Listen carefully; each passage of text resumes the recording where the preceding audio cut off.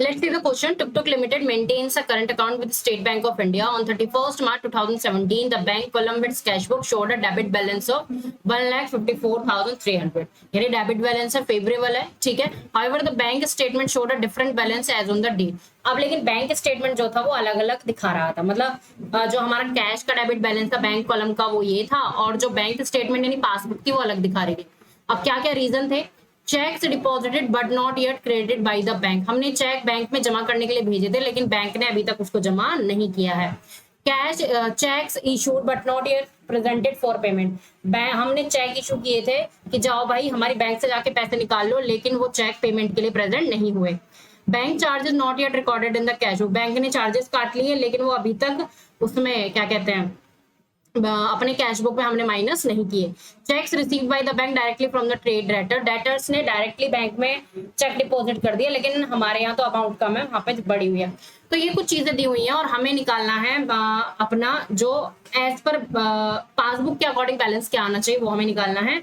और हमें बनाना है अपना बैंक रिकंसिलेशन स्टेटमेंट. ठीक है. तो सबसे पहले जो फेवरेबल बैलेंस दिया हुआ होता है उसको हम कहाँ लिखते हैं? हमें पता है ये वाली जो एक यहाँ पर होता है प्लस और एक होता है माइनस. तो अगर फेवरेबल बैलेंस है तो हम उसको कहाँ लिखते हैं? प्लस में लिख देते हैं. तो सबसे पहले हम लिखेंगे debit balance as per cash book.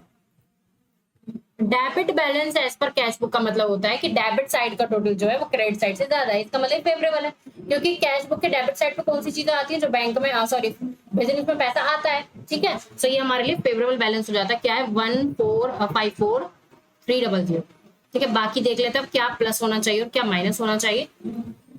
Okay ले लेते हैं. ओके तो first check deposited but not yet credit by the bank. देखो हमने तो क्या किया था, बैंक में जो है पैसा बढ़ाने के लिए भेजा था, तो हमने कैश बुक में तो अपने ऐड किया था, लेकिन वो अभी तक बैंक वालों ने ऐड किया ही नहीं है. तो जब बैंक वालों ने ऐड किया नहीं है तो वहां पर अभी भी क्या हो रहा है? वो अभी भी क्या हो रहा है? अभी भी वो हो रहा है माइनस. तो हम भी कर देंगे क्या? माइनस. तो हम लिखेंगे first checks deposited but not credited by bank.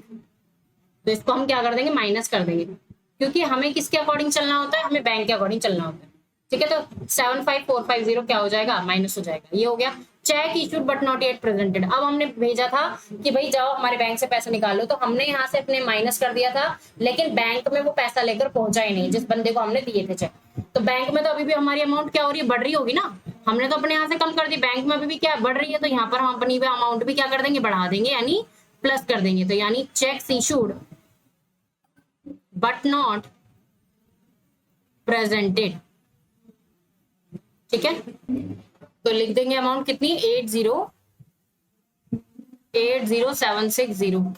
Next है बैंक चार्ज. बैंक ने पैसे काट लिए हैं तो हमें भी अपने यहाँ से कम करने पड़ेंगे, क्योंकि हमने तो अपने यहाँ अमाउंट बढ़ी हुई है और बैंक में वो अमाउंट क्या है? घटी हुई है. तो बैंक चार्जेस कर लेंगे कितना? 1135. ये मैं लिख रही हूँ यहाँ पर, आप साफ साफ लिख लेना अगर आपको दिखाई ना दे. Cheque received by bank directly from the. अब बैंक में पैसे बढ़ गए हैं, डायरेक्टली डिपॉजिटेड बाय कस्टमर या डेटर, कुछ भी लिख लो. 135,200 है ना. बैंक में क्या हो गए? पैसे बढ़ गए ना. किसी कस्टमर ने डायरेक्टली बैंक में आके जमा कर दिया, तो हमें किसके अकॉर्डिंग चलना होता है? बैंक के अकॉर्डिंग चलना होता है. बैंक की जो पासबुक है ना उसके अकॉर्डिंग चलना होता है.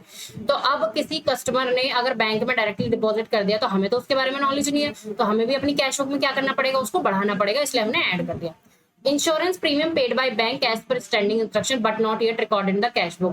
अब बैंक ने इंश्योरेंस प्रीमियम पेड कर दिया, यानी बैंक में जो हो गई अमाउंट कम हो गई, तो हमें भी क्या करनी पड़ेगी? कम करनी पड़ेगी. तो हम यहाँ लिख देंगे इंश्योरेंस प्रीमियम कितना? 15400. अब डिविडेंड कलेक्टेड बाय बैंक. अब डिविडेंड कलेक्टेड बाय बैंक यानी डिविडेंड इकट्ठा किया है. इकट्ठा का मतलब ऐड हो गया है पासबुक में, तो हम भी क्या कर देंगे? बढ़ा देंगे. कितने हो गए? 1,000. बस ये सारी चीजें हो गई. अब देखते हैं क्या हमारा बैठ.